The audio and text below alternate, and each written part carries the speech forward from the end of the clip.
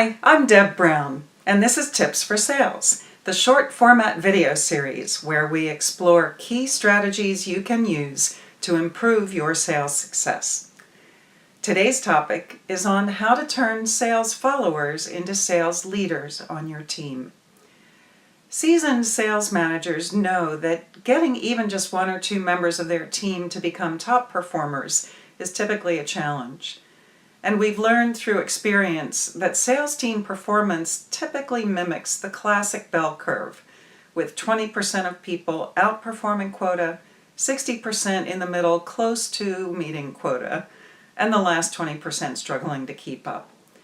And yet, accepting this bell curve performance is misguided because we don't hire salespeople so they can fail or just barely perform. We hire them and pay them very well in many cases so that they and the business can succeed. If performance isn't up to par, we must first address external contributors like territory alignment and marketing support.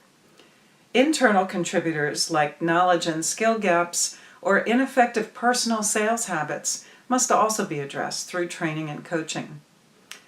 With those fundamentals in place, we are then positioned to focus on how to develop every salesperson on the team into a sales leader. I should clarify that sales leaders aren't always those who max out quota every month.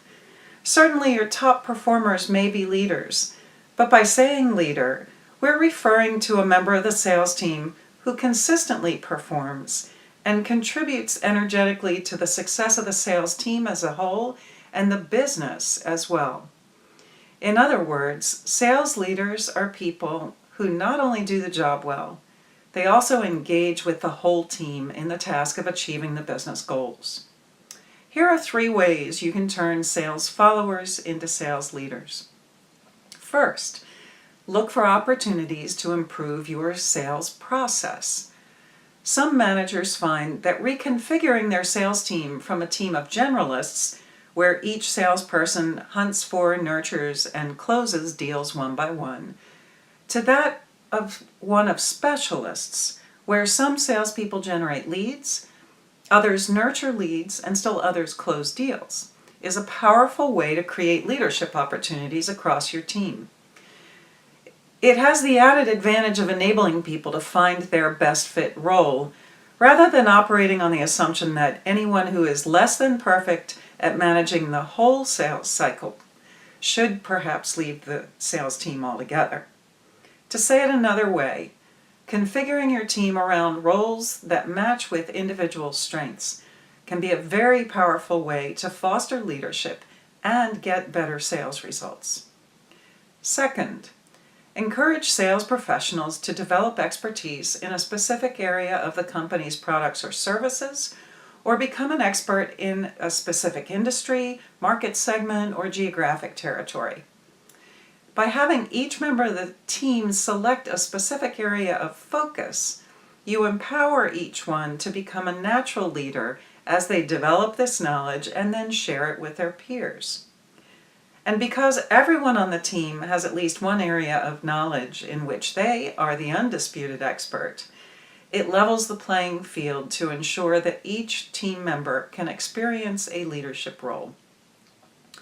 Third, reevaluate your criteria for defining and measuring sales success. Of course, deals closed and dollars earned will always be the bottom line factor in sales evaluation. But there are other equally critical factors that are worth tracking.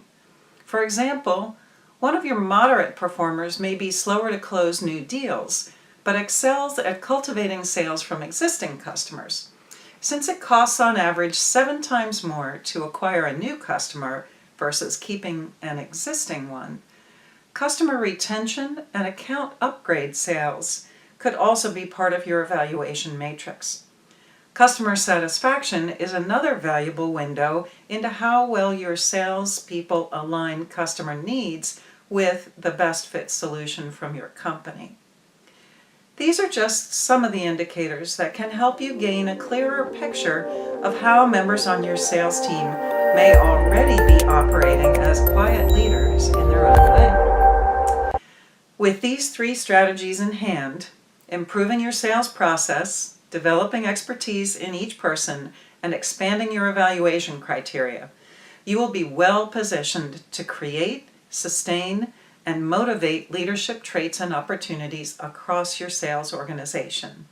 And in so doing, you'll develop a stronger team for the long term.